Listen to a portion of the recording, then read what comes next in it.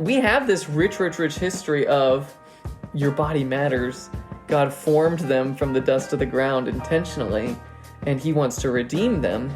But we've kind of let seep into our thinking this Gnosticism of body bad, spirit good.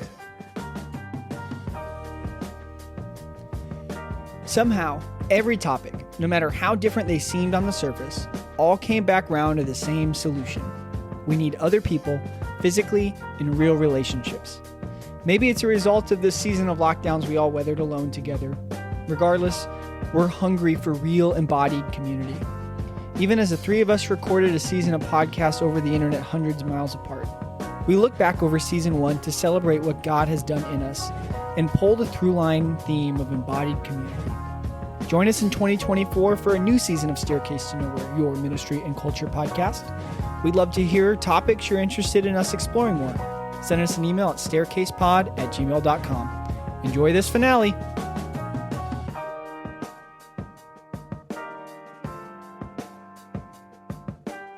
This is it, everyone.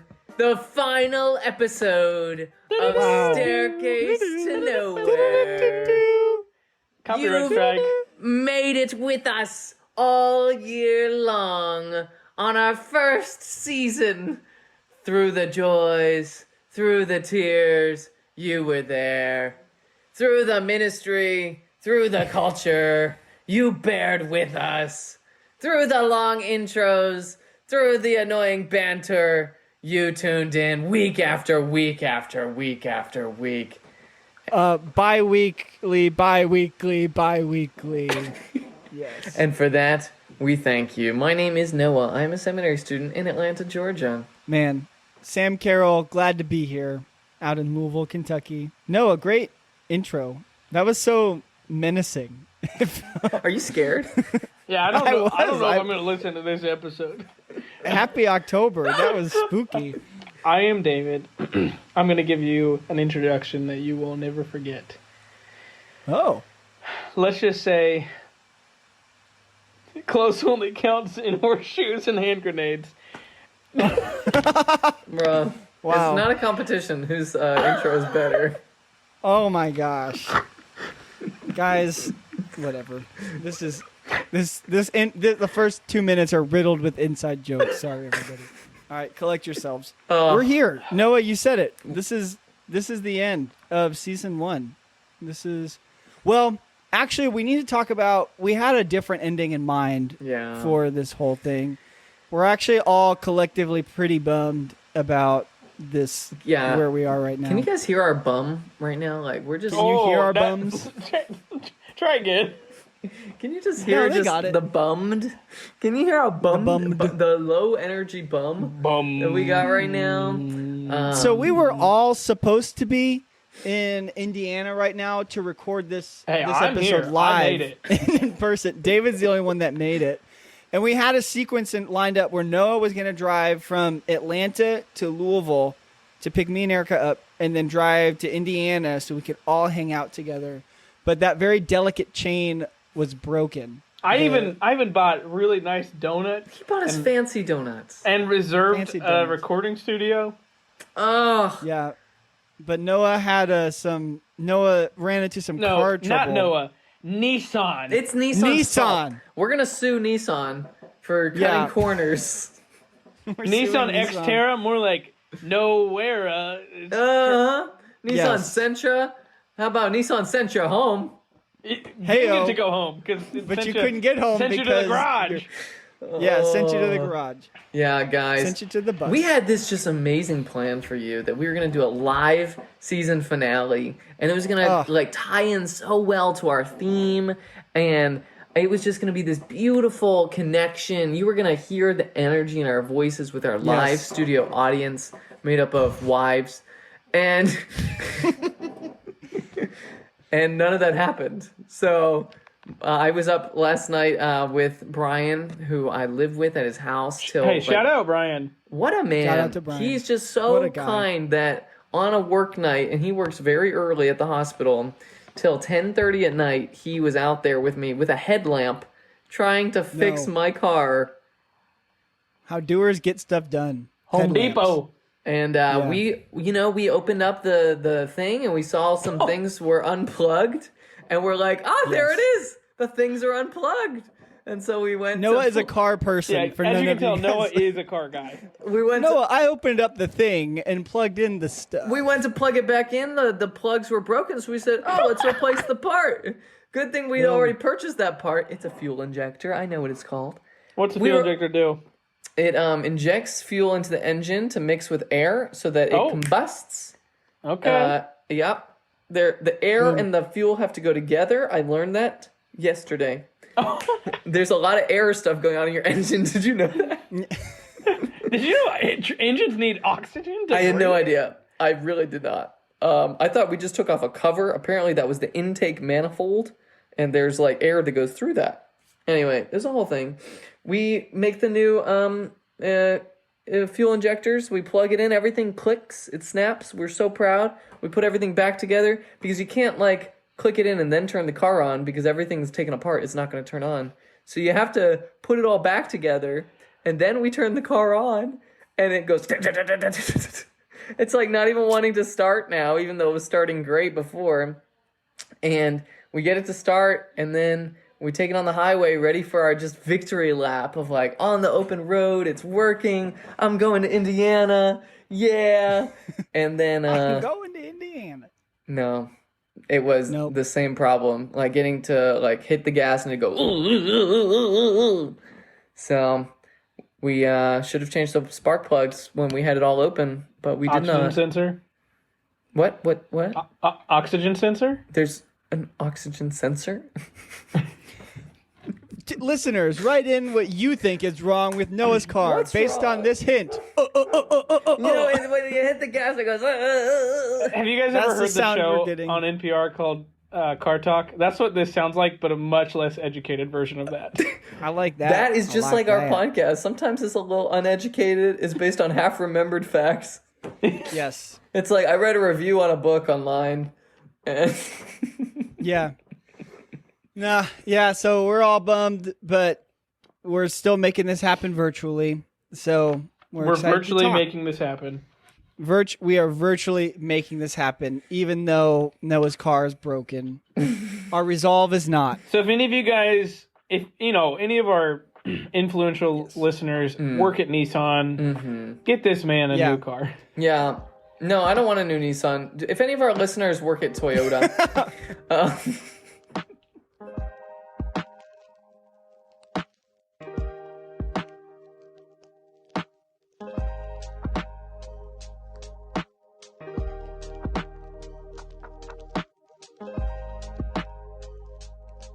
So this is the end of season 1, and I mean, number 1, it's just wow, we actually did this thing.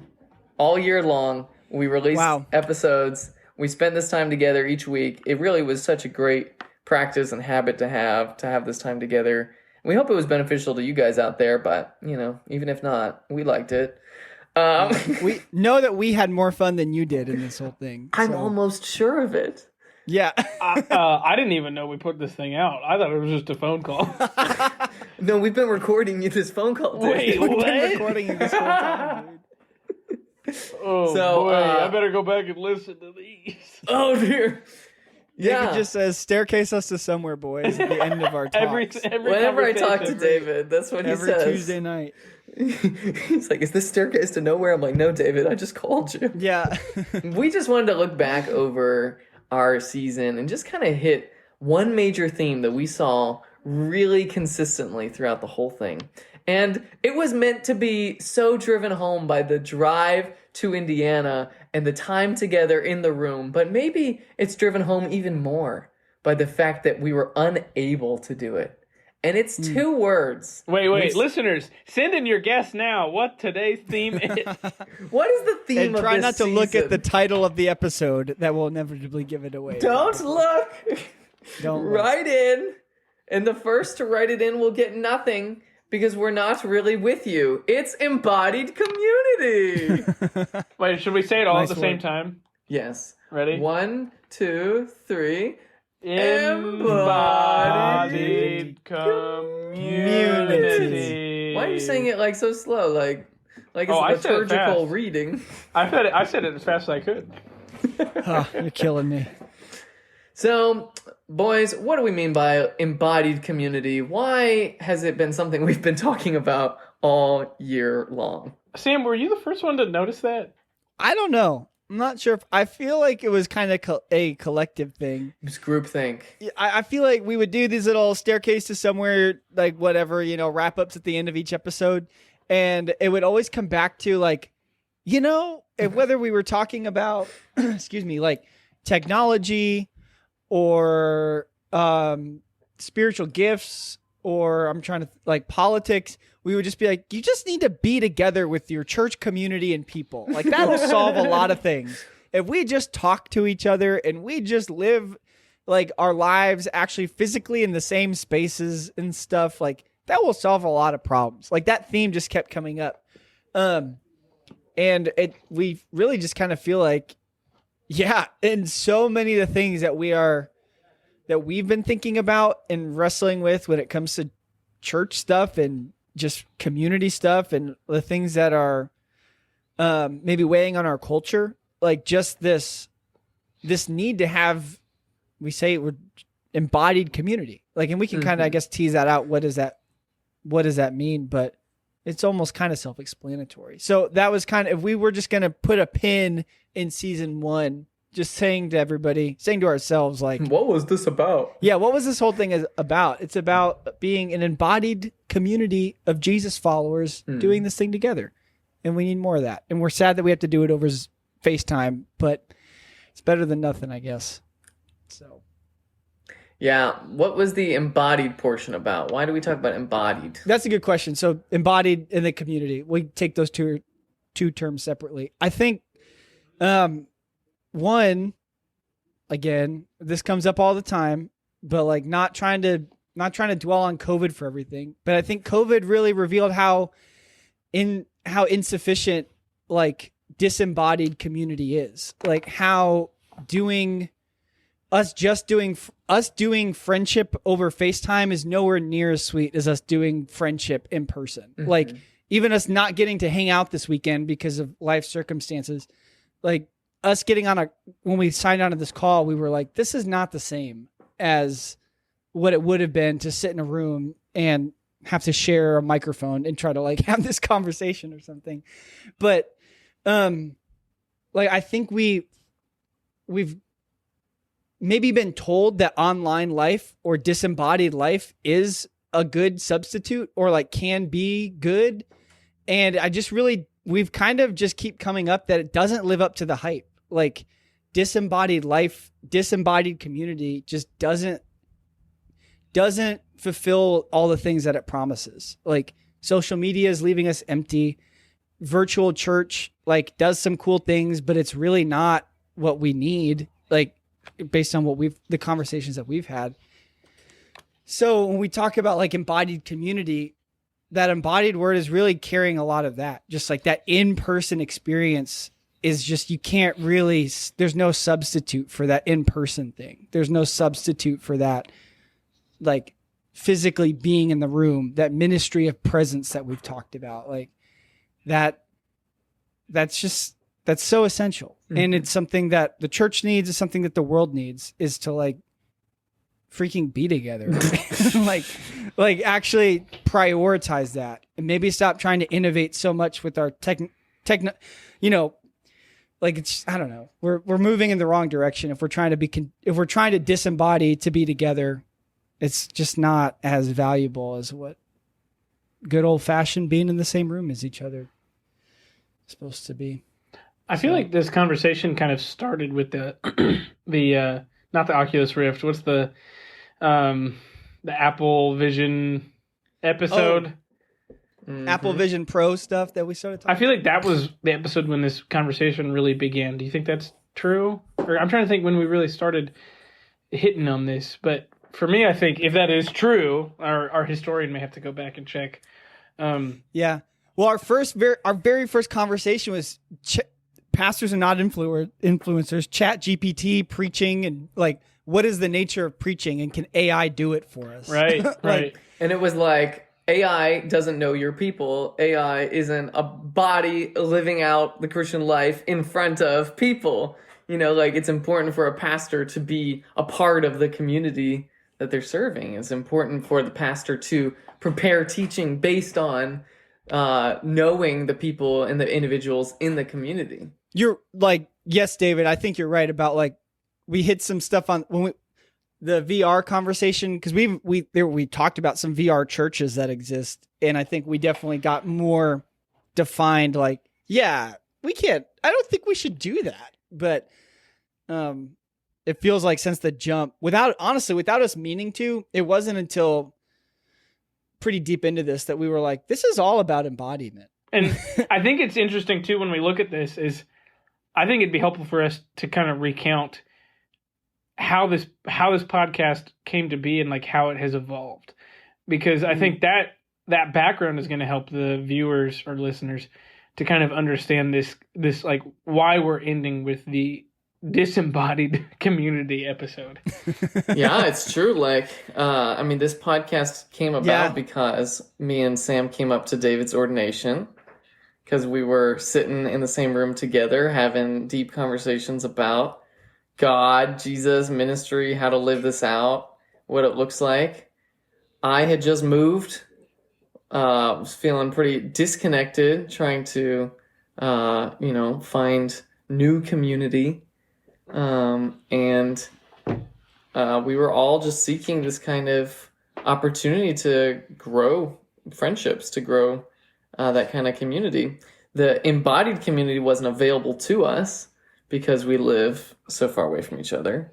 And that's kind of some of the irony of talking week after week after week about the importance of in-person community when we've had all the conversations virtually.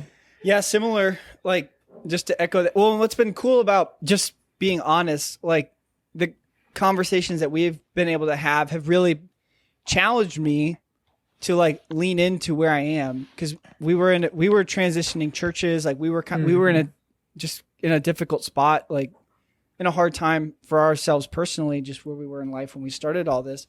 And it was like good reminders for me, like in a time where it was easy, like where it could have been easy for us to kind of just like sink into the back and just kind of fade away, or I don't know, like not lean into the people that were physically around us. Getting to have these conversations with you guys who I'm not geographically close to was, I love you guys, but it was kind of constantly being told and reminded, like, no, like as much as you love Noah, as much as you love David, they can't be certain things that only the people who live in your neighborhood, that go to your, like, they're limited because they're not there.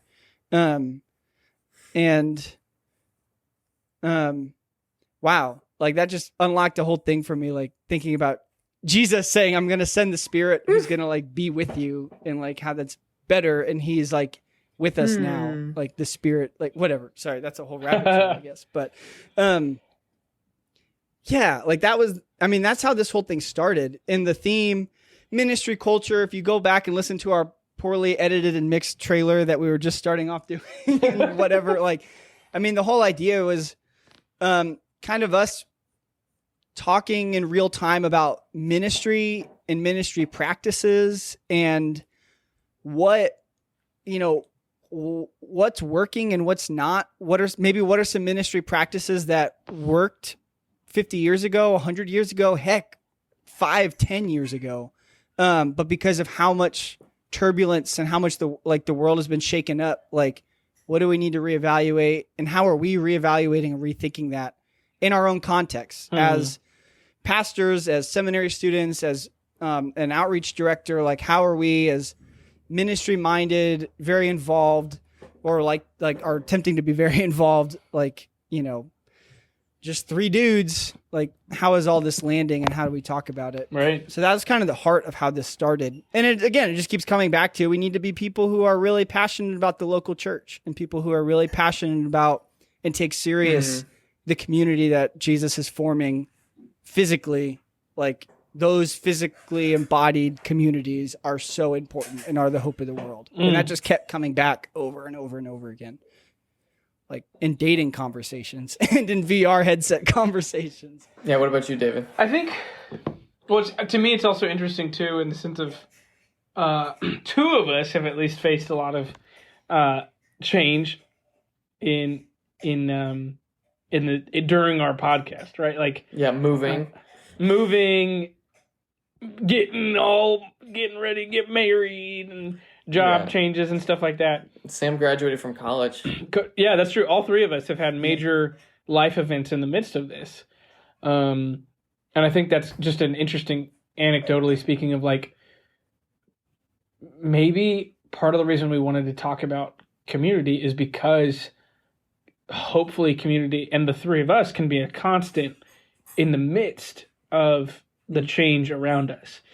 And so that's where I think that's just kind of an interesting thing for us. Like, we're all experiencing major life things, and yet in the midst of it, we are desperate for community. And I don't know, that's just when I was reflecting on this, it's just kind of interesting to see all our major events going on. Mm-hmm. And that, like, our meetings together were like a consistent theme in like in the change and the moving, and don't neglect the gathering. Oh no! Hey, there's a verse in Hebrews that says so. There's a verse in Hebrews. But even like about this, I was talking with a pastor, and he was just sharing like the way that he stays rooted and that he started during the pandemic was meeting with some of his closest friends once a week on a video call. And they were also pastors, and they had lived far away from each other at this point, but they all needed that.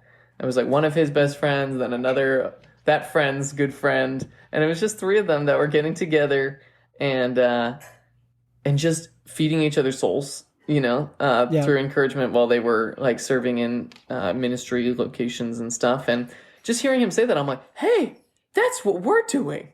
I'm like, we're doing the right thing.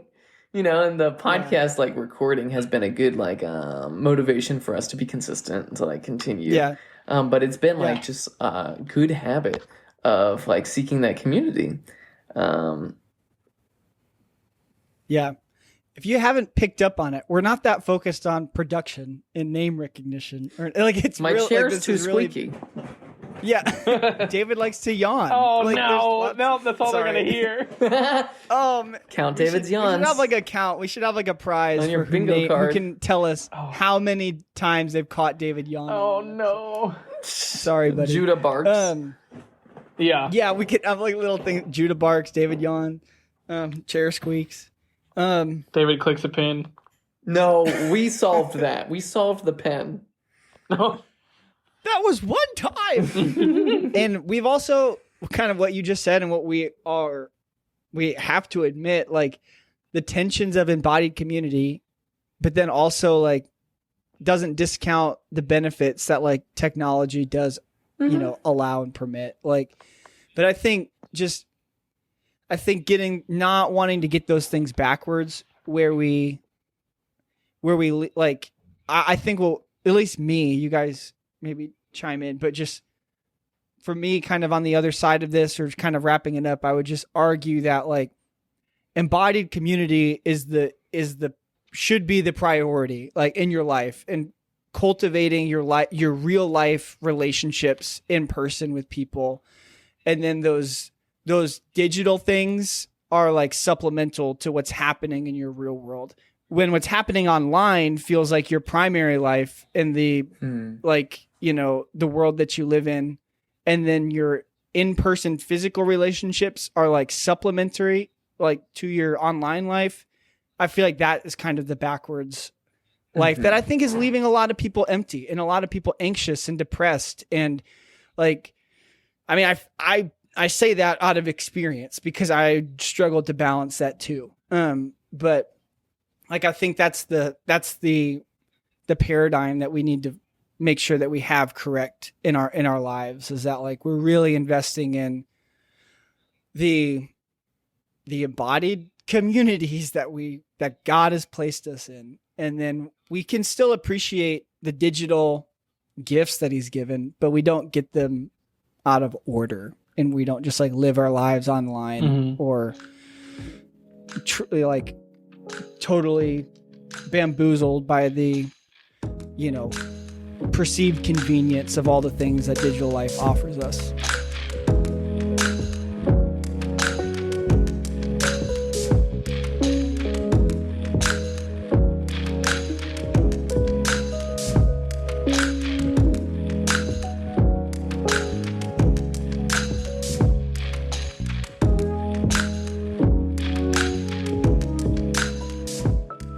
I think the embodied part is so important to this because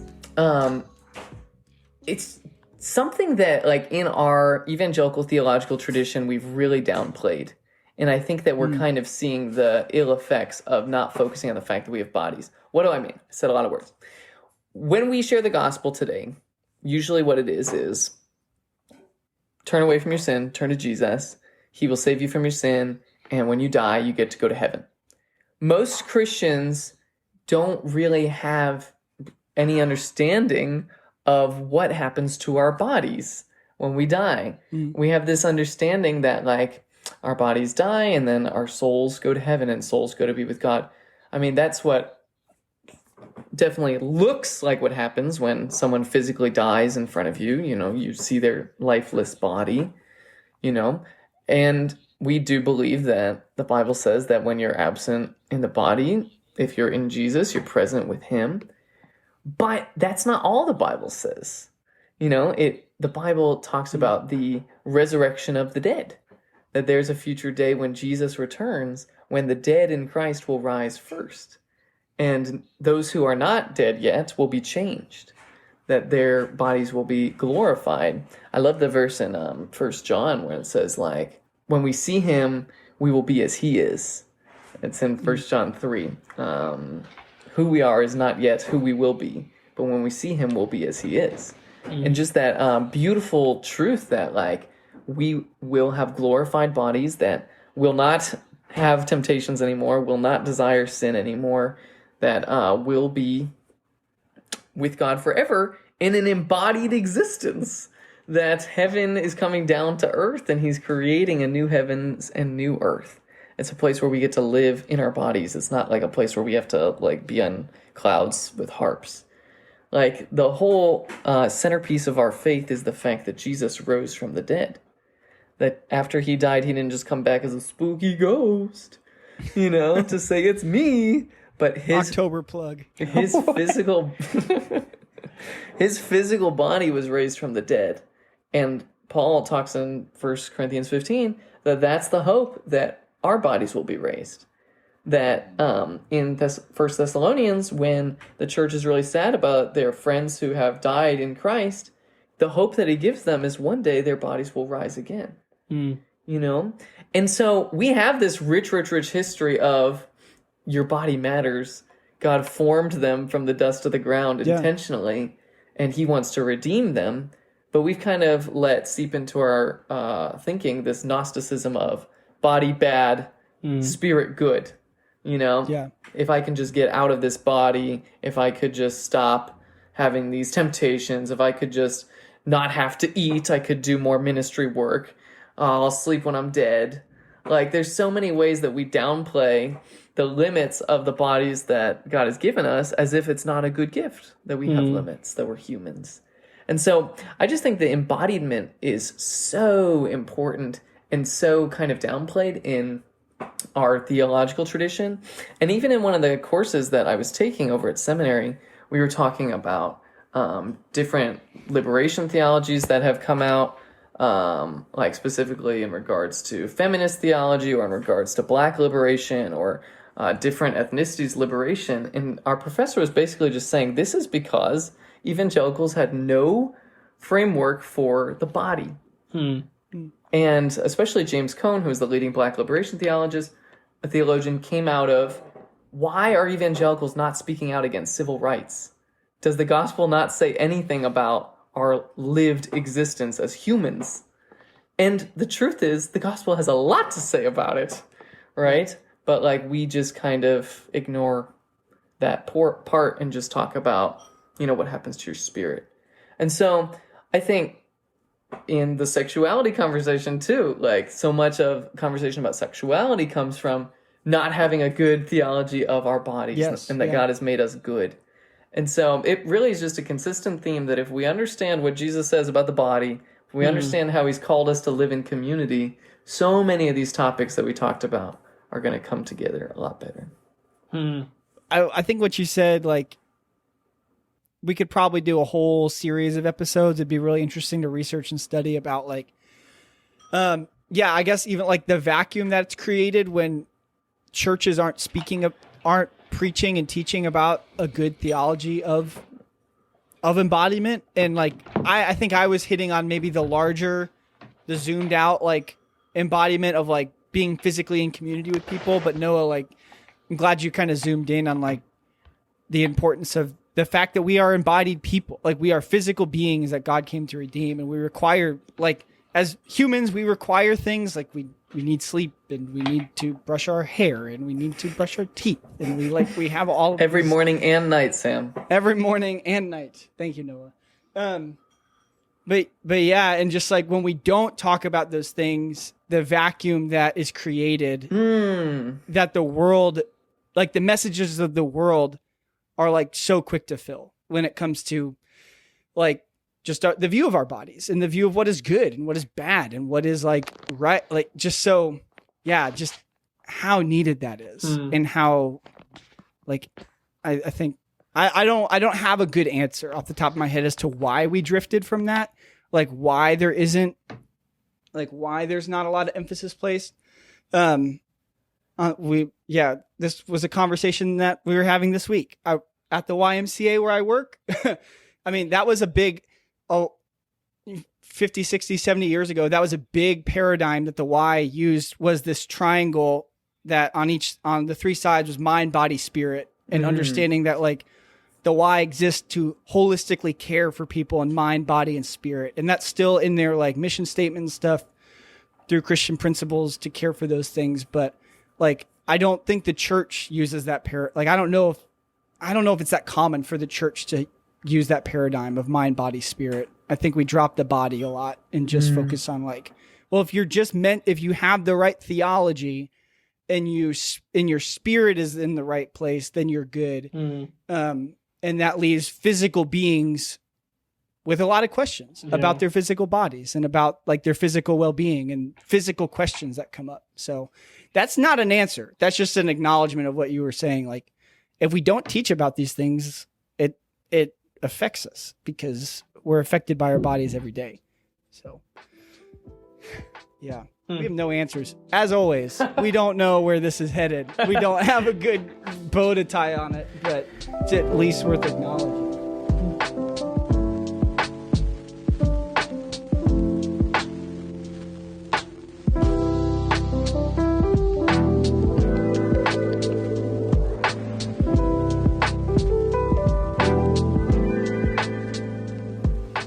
I think this is a really cut and dry episode. Now, it's a very nuanced episode, but for me, I think we're hitting it right on. Like, this doesn't have to be a long episode, right?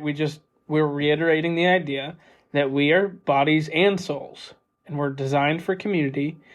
God gave us a body and a mind and a soul for a reason, and so we're called to use it and be a part of it and to take care of it. So, for the last time this season... Gentlemen, what is your staircase to somewhere? Wow. Wait, let's all do that together. Have you heard that? Have you guys heard the phrase "touch grass"? Have you heard this? Yeah. What you heard is that, Noah? It's for chronically blind people. That's what kids say. Like the youth say now. Like when they're like, get outside or like go do something. Like go. Say touch grass. Touch grass. So that's my ministry and culture reference, and the grass that I'm referencing is the grass of a church lawn. So when I say touch grass, I'm saying go to church. Go to church with your shoes off and do that. Holy ground? Yes, holy ground. It's holy grass ground. Don't retreat. Like keep looking and press on and like trust that and like finding church community like in real life is just worth the fight, and it's like worth putting the energy and the effort into. And then like do that. Find people in your life, invest in them, put yourself out there, do the thing. And then, if you need to have the digital supplements and start a podcast, do that too. But like, don't neglect the gathering. Don't neglect the gathering. Yeah. Don't neglect the first and just do more of the second. Like, there's no replacement for being in person and in real life with people. Yeah. In C.S. Lewis's book, The Last Battle, the phrase they kept using was further up and further in when it comes to the group of people going into Aslan's country. Mm-hmm. And what you were saying like reminds me of that. Like we're called to continue to press in to community, even when it's hard. Yeah. Further up and further in. And it's so hard. And even talking about the VR stuff, like I feel like the world is telling us to don't go that way, go this way. Like create more disembodied experience for yourself. And what we've come through just talking about the scriptures in church in our own lives, we're like, no, the way of the world is telling us to go this way, and the way of Jesus is telling us to go this way. So like take up your cross. It's going to be hard. Like it's against the current to it's against the current to show up at like and do the physical embodied thing, but it's what's best for us. And it's like what God has blessed is good. And it's not just something he said to do because it's like something to check off. It's like, it's a good gift he's trying to give us. And the world keeps trying to convince us that it's not. And it throws a lot of flashy things like Instagram and TikTok algorithms and VR headsets to try to capture our imagination. But like, it's not the truest and most beautiful way to go. So, further up, further in. Yeah. We're most human when we're living the way that God designed us. He made us human. He gave us bodies and we have limits, and our limits are good. And recognizing that we can only be in one place at once. You can't solve all the world's problems. You have to be one place. You can't stay up 24 hours straight. You can't not take a break to eat lunch. Like, you're a human being and you have limitations and needs. And part of those needs is for community. And we need each other. We need to be together. We need true relationship. So, I think that all of our conversations about what is the church really comes down to that. Like, we are like a true community of people following Jesus. Like, out in the world so that others can know him as well. And so I think those are major themes I'm going to take away with season 1. What does it look like to follow Jesus in the 21st century? It looks like being an embodied human in community with others. It looks like recovering some theology that was lost by our kind of spirit-only tradition and some community that was lost in our individualistic and embodied community, which was lost in our digital 2-year gap. And seriously. Like returning to the need for being together. Guys, this has been really awesome. And I'm so sad this season's over. I am heartbroken. I don't know what I'm going to do. Do I have something to look forward to? Well, not to worry, David. Join us next week for season 2. That would be crazy. Wait, is there a season 2 coming? Yes. So I have to get married, you guys. So I'm going to be busy for a little bit. But we are going to come back with season 2 in 2024. And the next time that all our Staircase listeners hear from us, I'm going to be a married man. Yes. Oh, my. We should mention, you are an employed man now. You didn't have a job last time we recorded. I have a job. Noah has a job now. Praise. Sam and I are employed by the YMCA. Heck yeah. The Young Men's Christian Association? That's right. We're lifting up the C in the YMCA. Yes, we're doing our best. Wait, young Being- and Christian? Yeah. And men? Yeah, being And Christians. associated? Yeah. And we're being embodied because I've been working out. I don't know, Sam, if you've No, done. Noah can like log into the national database and see that I have not gone to the gym in a very long time. Well, it's funny because I don't work at like a normal branch of the Y, so I have no idea how any of that works. Like the whatever, I don't even know what software they use to do stuff like that. Oh, I know too much. So about it's that now. so funny. He's like, interesting. Yeah, just looked him up. There he is. Yeah. The Y in Louisville. No, but yeah, we are already. What do we have to look forward to next year? Yeah, we already have some plans in the works. We are working on season 2. We are hoping, honestly, Buying microphones? yeah, we just whatever. There's 4 of you listening now. We're hoping to be more. We have plans to be a little more calculated in our like topics and a little more like on top. Like I don't know. We're trying to dial in a little bit more, and I think if you've been with us this long, hopefully you've noticed some slight improvements in our in our whatever. But yeah, Just a bit of banter. and we're hoping I know we've jumped around a lot this season. We're hoping to kind of like spend more time on a specific topic for a couple of weeks so we can dive a little bit deeper into some of these ideas that we've brushed over. I'd say with that, should we throw out some topic? I want to see if people. I think we should drop some hints. Okay, so like we want to have more conversations about the intersection of faith and politics. We want to talk about what the we know you guys love that. yeah, apparently on Apple Podcasts, that's a whole nother thing.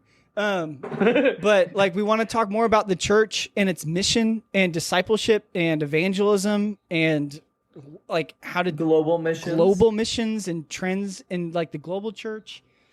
Movies. We want to talk about movies. We want to have more conversations about like gospel and culture and gospel and like where we see gospel in film and maybe music and art. themes from media. Best macaroni and cheese recipes. There's going to be a whole series about macaroni and cheese. A whole Sam will have to sit it all out. Yeah, my lactose friends and I will do something else. But yeah, we want to talk about we want to talk about some deconstruction and church hurt and like address some of that stuff and hear from you guys. And yeah, we're kind of wide open. More guests. Yeah, more guests. So we have big goals, we have things, but it would be great if you are listening right now. It's because you are engaged somehow to this, and we'd love to hear from you because we would really love to address and talk about relevant questions and topics people really want to hear about. So if you have thoughts or feedback, you know the email by heart now, staircasepod@gmail.com. Or if you're listening on Spotify, you can send things that way. But let us know what you thought of season 1. Let us know what you'd love to hear more about from season 2. And if you're connected to like a famous person, Yeah. send them our way. We'd love to interview them. Yeah. If you know John Piper, if you know Rob Bell, let them see if they want to join our podcast. If you got Mark Driscoll's send them our way. Yes, please. Yes. We would love to have Andy Stanley on our podcast to talk about. Oh, I live in what's going Atlanta on. now. Oh, yeah. He's here. The Pope? Sure, I'll talk to him. Nothing's off the table. Leonardo DiCaprio. Bring him on. So we're going to talk to him about movies. Chef Boyardee. Boy, are these some good topics. Boyardee, some good topics. That's how we end season 1. Wow. Well, guys, we just want to thank you so much for being on this journey with us. Thank you for tuning in each week. If you missed any episodes, now's your time to go back and to catch up on them. Please send us your ideas for what you'd like to hear in season 2 as we continue to talk about ministry, culture, what it looks like to follow Jesus in our age, our time, Yes. where we're at. Bye. Bye, Caitlin. I'm getting married! Bye, Rebecca.